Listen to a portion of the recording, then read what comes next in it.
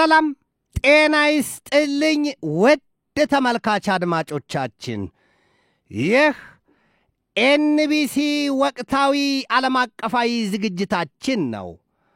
በዛሬው ዝግጅታችን የሩሲያው ፕሬዝዳንት ቭላዲሚር ቭላዲሚሮቪች ፑቲንና የአሜሪካው ፕሬዝዳንት ዶናልድ ጄ ትራምፕ የዩክሬኑን ፕሬዝዳንት ቮሎዲሚር ዜሌንስኪን ከስልጣን ሊያስወግዷቸው ይችላሉ የሚል መረጃ መውጣቱን ከፑቲንና ከትራምፕ ውይይት በፊት የአሜሪካው የውጭ ጉዳይ ሚኒስትር ማርኮ ሩቢዮና የሩሲያው የውጭ ጉዳይ ሚኒስትር ሰርጌይ ላቭሮቭ ተገናኝተው ይመክራሉ ተብሎ ሲጠበቅ የነበረው ጉዳይ መዘግየቱን ተከትሎ በትራምፕና በፑቲን መካከል በቡዳፔስት ውይይት ሂደት ላይ ሳያጠላበት እንደማይቀር ተገልጧል።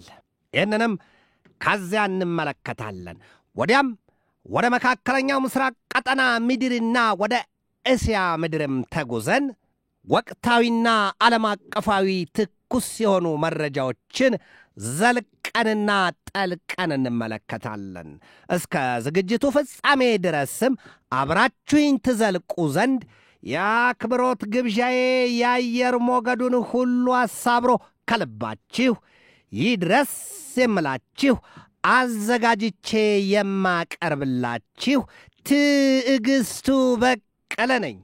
ከ25 እስከ 35% ዲስካውንት የተደረገባቸውን ቤቶች ቴምር ሪል ስቴት በመሃል ፒያሳ እንዲሁም በአያት እየሸጠ ይገኛል። ይሄ ብቻ አይደለም፣ 40% ሲከፍሉ የ20% ቅናሽ ከ8 ወር የእፎይታ ጊዜ ጋር ያገኛሉ። ይሄም ማለት ሙሉ ቅናሹን ከተጠቀሙ ባለ 2 መኝታ በ5.3 ሚሊዮን ብር፣ ባለ 3 መኝታ ደግሞ በ6.8 ሚሊዮን ብር ከኛ ያገኛሉ ማለት ነው። ስለዚህ ለበለጠ መረጃ እንዲሁም ቀጠሮ ለማስያዝ በ0926 33 22 11 መደወል ይችላሉ።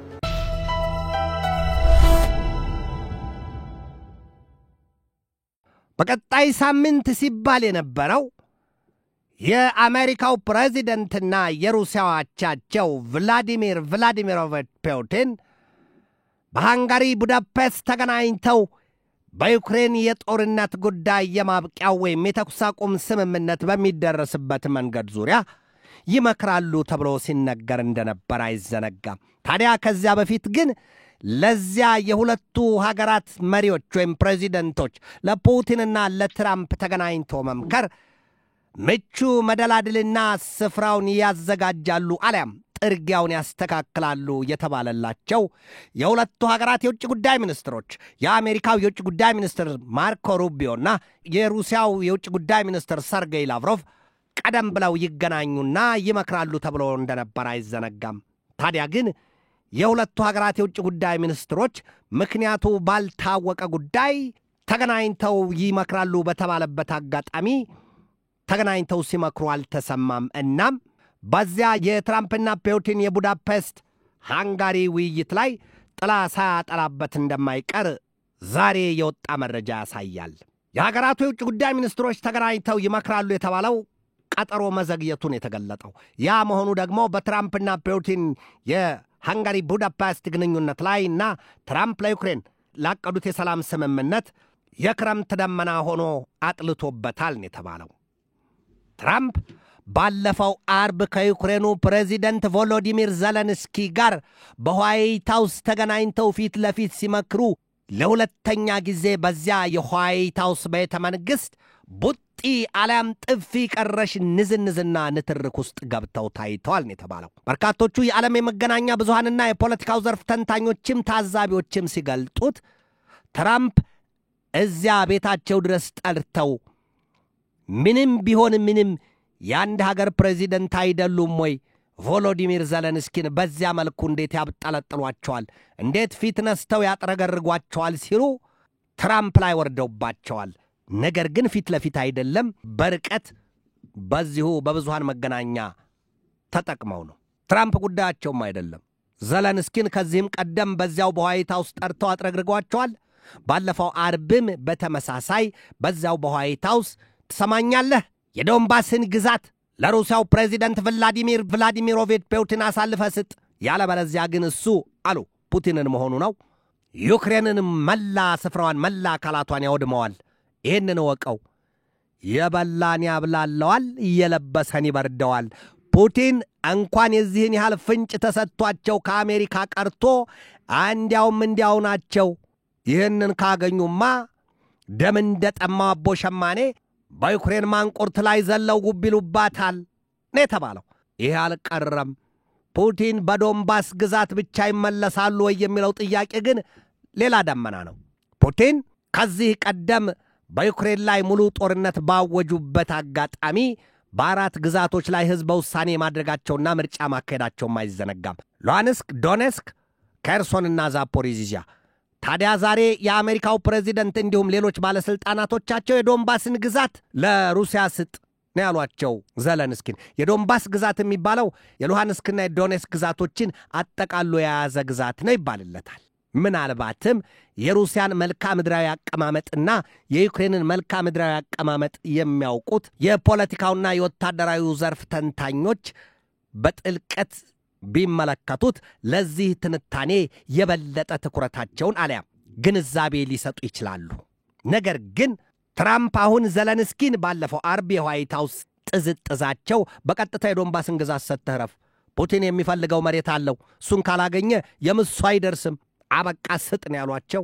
ስጥ ተነታርከውና ተነዛንዘው በነገር ተጠዛጥዘው ዘለንስኪም እጅጉን አዝነውና ቆዝመውት ከዚያ ተመልሰዋል። ከዚያ ልክ እንደወጡ ስልክ ደውለው ወደ አውሮፓ አጋር አባሮቻቸው ወደ እንግሊዙ ጠቅላይ ሚኒስትር ኬር ስታርመር፣ ወደ አውሮፓ ምክር ቤት ፕሬዚደንቷ ወይዘሮ ኡርሱላ ቮንደርሊየንና እንዲሁም ወደ ሰሜን አትላንቲክ ጦር ቃል ኪዳን ድርጅት ኔቶ ወይም ኖርዝ አትላንቲክ ትሪቲ ኦርጋናይዜሽን ዋና ጸሐፊው ማርክ ሩት ጋር ስልክ ደውለው ትራምፕ አዘዟቸውና በነገሯቸው ነገር እጅጉን ማዘናቸውና ቅስማቸው መሰበሩን ጭምር ነግረዋቸዋል ነው የተባለው።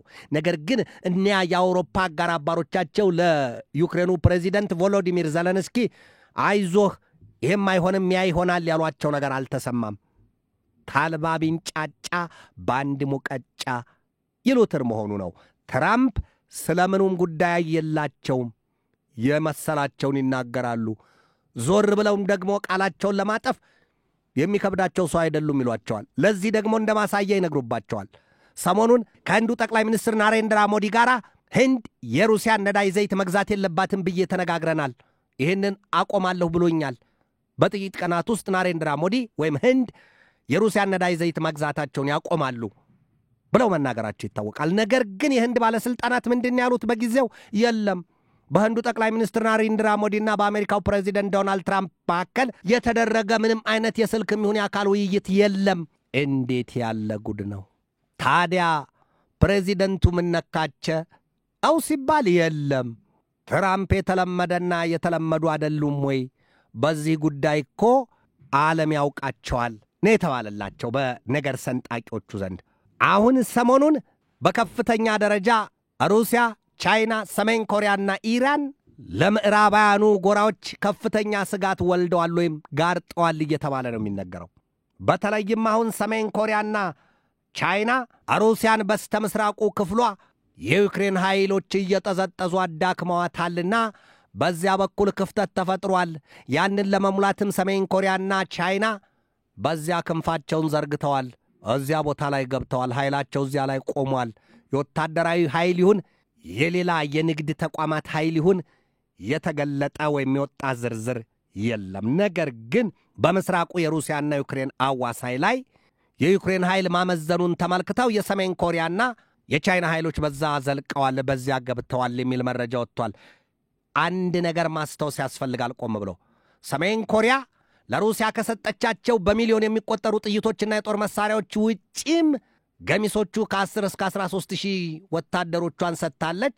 ገሚሶቹ ደግሞ የለም ከ25 ሺህ እስከ 30 ሺህ የሚደርሱ ወታደሮቿን ለሩሲያ ሰጥታ የለም ወይ ሲሉ የሚናገሩና የሚያሳዩት ብዙዎች ናቸው።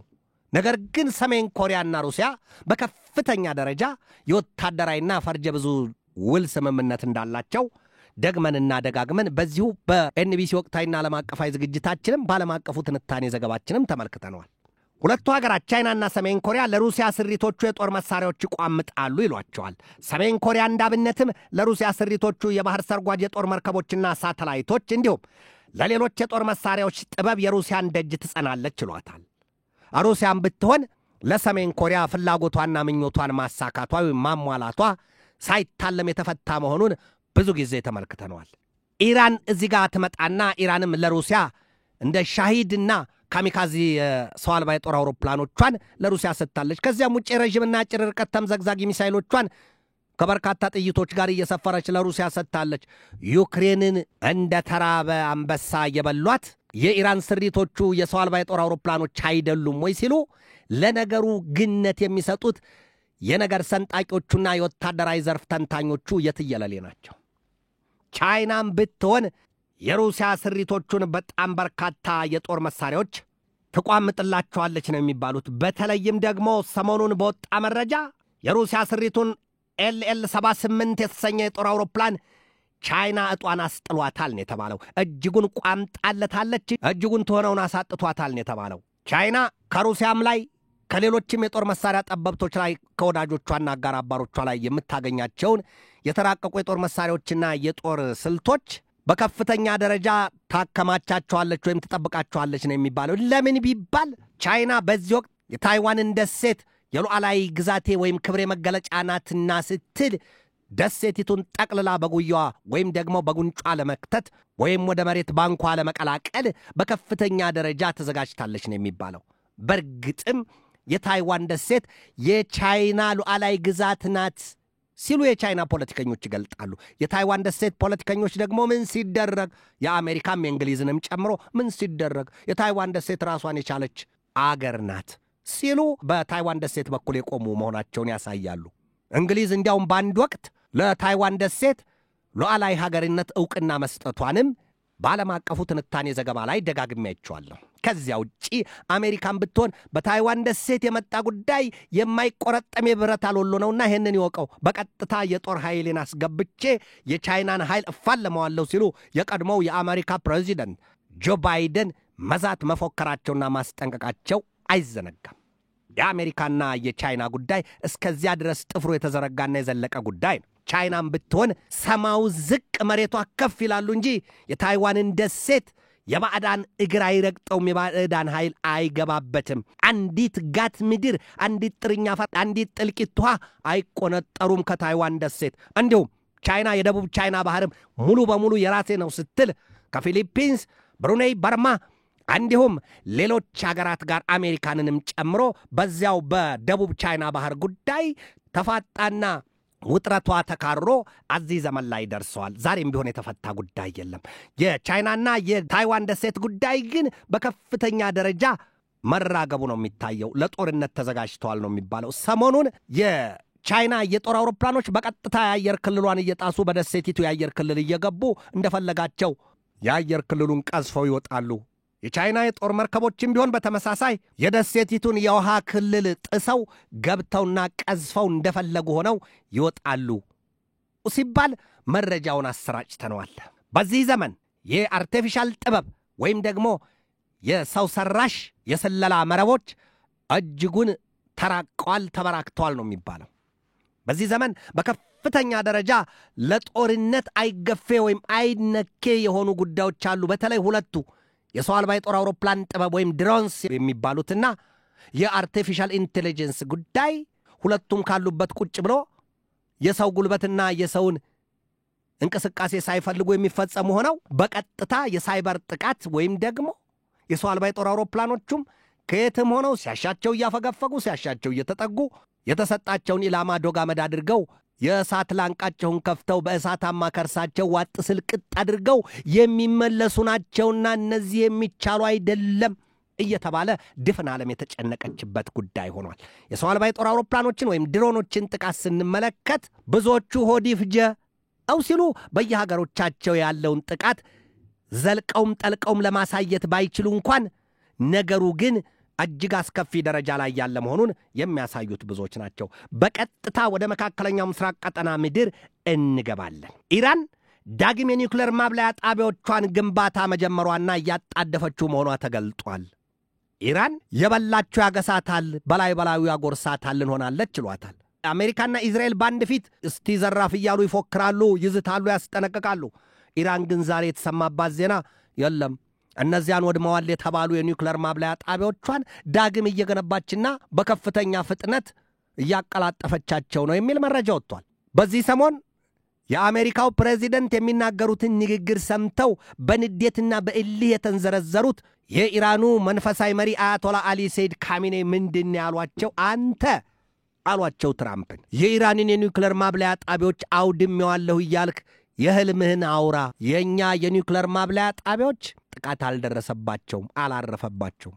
በተመሳሳይ ሚሳይሎቻችንም ቢሆኑ በእስራኤል ተፈጽሞባቸዋል፣ ወድመዋል እየተባለ የሚወራው ወሬ ፍጹም ከእውነት የራቀ ነው ሲሉ መንፈሳዊ መሪው ትራምፕን አፋቸውን አስይዘውታል ነው የተባለው። እስራኤልና አሜሪካ ቀድሞ በዚያ በ12ቱ ቀናት ጦርነት ከሰኔ 12 እስከ 24 በዘለቀው ጦርነት አውድመነዋል።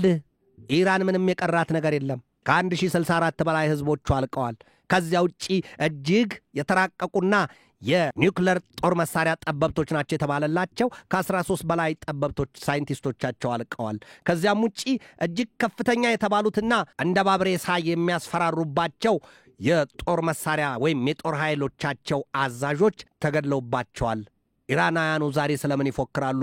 የአሜሪካና የእስራኤል ፖለቲከኞች ኢራንን ዝቅ አድርገው ይመለከታሉ። ነገር ግን የኢራን ባለስልጣናት በከፍተኛ ደረጃ ለጦርነት ስለመዘጋጀታቸው ይናገራሉ።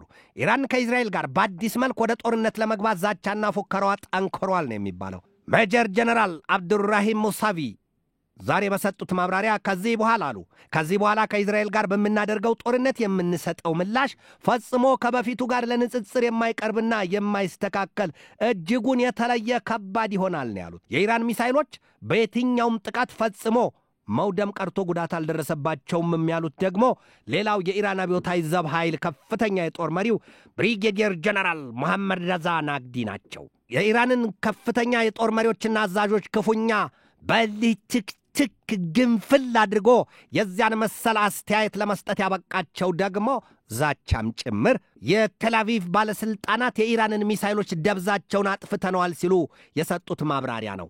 ሌላውና ቀጣዩ ጦርነታችን ይላሉ የኢራን ባለስልጣናት እስራኤልን በታትኖ የሚዘርረው ጥቃታችን ነው ሲሉ ቃላቶቻቸው ከነከሷቸው ጥርሶቻቸው ተፈትልከው መውጣት እንኳ የተሳናቸው ደግሞ ሜጀር ጀነራል ሞህሰን ረዛይ ናቸው።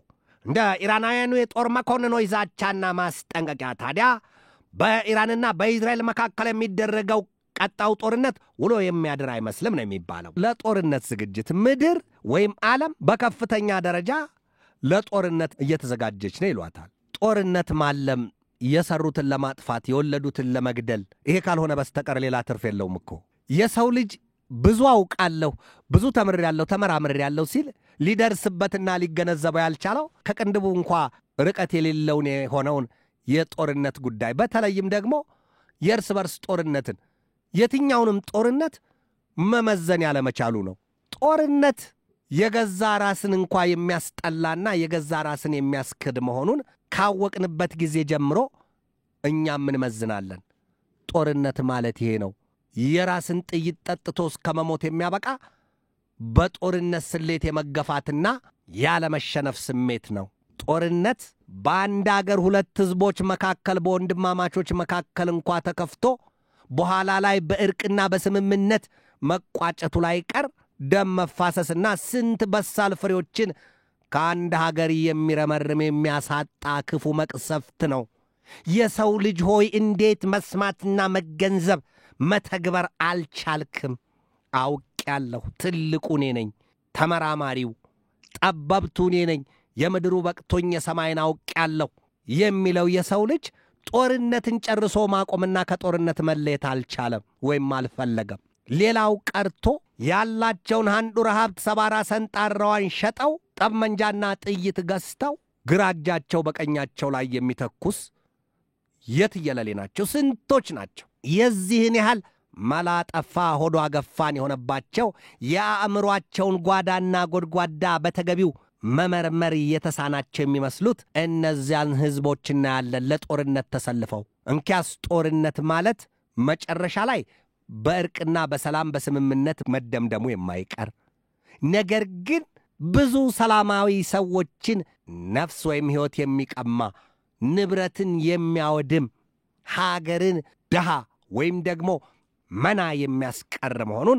ያለ መገንዘብ ነው። ጦርነት ማለት አንድምታው ወይም ፍቺው ትርጉሙ ከተባለ ይሄ ነው። ሌላ የሚተርፍ ነገር የለም። ፍትሃዊ ጦርነት ይሉት ነገርም የሰው ሕይወትና ንብረት እየወደመበት የዚያ መሰል ጦርነት አለ ተብሎ አይታመንም። ስለ ጦርነት አባዜ ስናይ የመጀመሪያውን የዓለም ጦርነት እናያለን፣ ሁለተኛውን የዓለም ጦርነት እናያለን፣ የቀዝቃዛውን ጦርነት እናያለን። ምን ተረፈ ከተባለ ሀገራት ይህንን ያህል አጡ፣ ሀገራት ይሄ ወደመባቸው። ይሄ ሲባል ብቻ ነው ዛሬ መለስ እያልን ቀንጨብ እያደረግን የምናወጣው የምንሰማው። ጦርነት ይሄ ነው። የሂሮሺማና የናጋሳኪን ውድመት ከጦርነት ክፋት የመጣና የተነሳ መሆኑን ጠንቅቆ ማወቅ ያስፈልጋል። በቅጽበት ከ145,000 በላይ ሕይወት የተቀማበት የአቶሚክ ቦምብ ጥቃት ጦርነት፣ የፐርል ሃርበርን ጥቃት እናያለን። ጦርነት ዛሬ የሩሲያና ዩክሬንን ጦርነት እናያለን። በሚሊዮን የሚቆጠሩ የሰው ልጆች ሕይወት የተገበረበት፣ አካል የጎደለበት፣ ደም የፈሰሰበት ይህንን እናያለን። የሱዳንን የእርስ በርስ ጦርነት እናያለን። ዛሬም ቢሆን ያቺ ድሃዋ አገር ሱዳን በከፍተኛ ውድመት ውስጥ የወደቀችበት፣ ሃይባይ ገዳቢና ገላጋይ ያጣችበት፣ በአንጻሩ የሚስቅና የሚሳለቅ የታየበት ይሄ ነው ጦርነት። ከዚህ እንመለሳለን። የጋዛ ሰርጥን ጦርነት እናያለን። ስለ ጦርነት አስከፊ መዘዝ ከዚህ በላይ ማሳያ መጥቀስ የሚያስፈልግ አይሆንም። ሰሚ ጆሮ አስተዋይ ልቦና ስጠን ይላሉ ኢትዮጵያውያኑ። ጦርነትን መፍትሄ አድርጎ መመልከት ወይም ደግሞ ሚዛናዊነት አለው ብሎ ማሰብ ከምን የመነጨ ነው? ለራሳቸው ለጦርነት ስሌት ቀማሪዎቹ የሚቀር ጉዳይ ነው። ስለ ሰላምስ ማን ነው በዚህ ዘመን ተነስቶ ስለ ሰላም ድምፁን ያሰማው ስንል የለም። የሰላም ሐዋርያ አለ ወይ? ስለ ሰላም ይናገራሉ፣ ጦርነትን ይኖራሉ። ስለ ሰላም ይሰበካል፣ ጦርነት ይደለቃል። ጦርነት ማለት እኮ ይሄ ነው። ሰሞኑን ለ2 ዓመታት የተካሄደው የኢዝራኤልና የሐማስ ጦርነት ባለፈው የአውሮፓውያኑ ጥቅምት 10 ቀን በተኩስ አቁም በሰላም ዕቅድ ተደመደመ። በቃ ታጋቾቹም ተለቀቁ፣ እስረኞቹም ወደ ፍልስጤም ገቡ። አሁን አስከሬኖችም እየተለቀቁ ነው። ይሄ ሰየው የሚያስብል ነው እየተባባልን ዜናውን ስንቀባበለው እንደነበር አይዘነጋም። ነገር ግን በኢዝራኤልና በሐማስ መካከል የተደረሰው የሰላም ስምምነትና የተኩስ አቁም ስምምነት አሁንም ስጋት አንዣቦበታል። የመጣስ ማን ነው የሚጥሰው? ራሳቸው ሁለቱ ወገኖች። ሐማስም አላረፈም፣ መተንኮሱን አልተውም። ሌላው ግን በዋናነት ለዚያ የተኩስ አቁም ስምምነት መጣስ በዋናነት ምክንያቱ ሐማስ ያገታቸውን ኢዝራኤላውያን ታጋቾች አስከሬኖች ሙሉ በሙሉ አልመለሰም። ሐማስ ትጥቁን አልፈታም። እንዲሁም ሐማስ የጋዛ ሰርጥን ከማስተዳደር እጁን ያውጣ፣ ጨርሶ ይወገድ። እነዚህ ሦስቱ ሊያቀራርቧቸው አልቻለም። ምናልባትም የተኩስ አቁም ስምምነቱን ሊያስጥሱት አደጋ ጋርጧል ከሚባላቸው ምክንያቶች መካከል ተጠቃሾቹ ናቸው። የአሜሪካው ፕሬዚደንት ዶናልድ ትራምፕ ትናንት ምሽቱን ከአውስትራሊያው ጠቅላይ ሚኒስትር አንቶኒ አልባኔዝ ጋር በነበራቸው የዋይት ሃውስ መግለጫቸው ለጋዜጠኞቹ ጥያቄ ሲመልሱላቸው ምንድን ያሉት? ሐማስ ዊል ቢ ኢራዲኬትድ፣ ሐማስን እናጠፋዋለን። የተኩስ አቁም ስምምነቱን የሚጥስ የማይተባበር ከሆነ ነገር ግን ጊዜ ልንሰጠው ይገባል። ትጥቁን ይፍታ፣ የኢዝራኤልን ታጋቾች አስከሬን ሙሉ በሙሉ ያስረክብ፣ የጋዛ ሰርጥን አስተዳድራለሁ ብሎ እንዳያስብ። ይህን የሚያደርግ ከሆነ እኛ በምናሳየው መንገድ በምንነግረው ነገር ካልተስማማና ካልተግባባ ሐማስ ዊል ቢ ኢራዲኬትድ፣ ሐማስ ይጠፋል። ይሄንም ብለዋል። ሐማስ ግን እንደ ቀበቶ ወይም እንደ ሱሪ ቀበቶ ትጥቅ የሚፈታ ጉዳይ አይደለም። በጣም ብዙ ጠላቶች አሉብኝ። ሐማስ የ40 ሴሎች ጥንቅር ነው፣ ወይም ደግሞ 40 ሴሎችን ባንድ የያዘ ነው። እንደ ችቦ የታሰሩበት ነው፣ አሊያም እንደ ስንዴ ነዶ ባንድ የታሰረ ነው። 40 ሴሎች አሉት። ከነዚያ 40 ሴሎች 10ም 15ቱም ላይ ስማሙ ይችላሉ በተኩስ አቁም ስምምነቱ። የጋዛ ሰርጥን እናንተ አታስተዳድሩም ከተባሉ እንዴት የጋዛ ሰርጥን ከፍልስጤማውያን ልጆች ውጪ ሌላ ባዕዳን እንዴት ያስተዳድሩታል የሚሉ ሊኖሩ ይችላሉ። ትጥቅህን ፍታ ሲባል ሌሎች ታጣቂ ኃይሎች ተነስተውብኛልና እነዚህ ታጣቂ ኃይሎች በቀጥታ የሚያደርጉትን ሊያደርጉ አይደለም ወይ ሲል ሐማስ እምቢታውን የገለጠው። ነገር ግን በታጋቾቹ ወይም ደግሞ በአስከሬኖቹ መለቀቅ ዙሪያ በሰጠው ምላሽ ከፍርስራሹ ስር የተቀበሩ ሊኖሩ ይችላሉ። እነዚህ ይህንን ፍርስራሽ ለማንሳት ከባድ የቁፋሮ ማሽኖች ያስፈልጋሉ። እነዚያን ስታገኝ ያንን እስከማደርግ ድረስ ጊዜ ይሰጠኝ አይነት ነገርን የተናገረው የአሜሪካ ባለስልጣናትም ሐማስ ትጥቁንም ለመፍታት የተቀመጠለት የተገደበ ጊዜ የለም ወይም ቀነቀጠሮ የለምና ጊዜ እንስጠው የሚል አማራጭ አስቀምጠዋል። ነገር ግን ፕሬዚደንቱ ዶናልድ ትራምፕ በዚሁ መካከል ትናንት ሄድ መለስ ሞቅ ቀዝቀዝ ከሚለው አስተያየታቸው ተነስተው ሐማስ ዊል ቢ ኢራዲኬትድ ሐማስ ይጠፋታል፣ ካላረፈ እስራኤል ትጥቁን ታስፈተዋለች። የእስራኤሉ ጠቅላይ ሚኒስትር ቤንያሚን ኔታንያሁም ትጥቁን እኛ እናስፈተዋለን ያሉት በምን መልክ? ቀደም ሲል እንዳልኩት ሐማስ የታጠቃቸው የጦር መሳሪያዎች እንጂ የሱሪ ቀበቶ አይደለም ሲሉ የነገር ሰንጣቂዎቹ መነዛዝረው ያሳያሉ። እንዲህ በዋዛ ሊሆን አይችልም በሰላማዊ መንገድ ካልሆነ በስተቀር ሲሉ ይገልጥ። ስለ ሰላም የሰው ዘር በሙሉ ከማውራትም ከመዘመርም አልፎ ሰላምን መኖር አለበት። ሰላም የሚኖሩትን መበጥበጥ የለበትም። ዓለም በአንድ ቋንቋ ልትነጋገርበት ካስፈለገ ሰላም ነው። ወደ ኤንቢሲ ተመልካች አድማጮቻችን የዛሬን በዚህ ተሰናበትኳችሁ።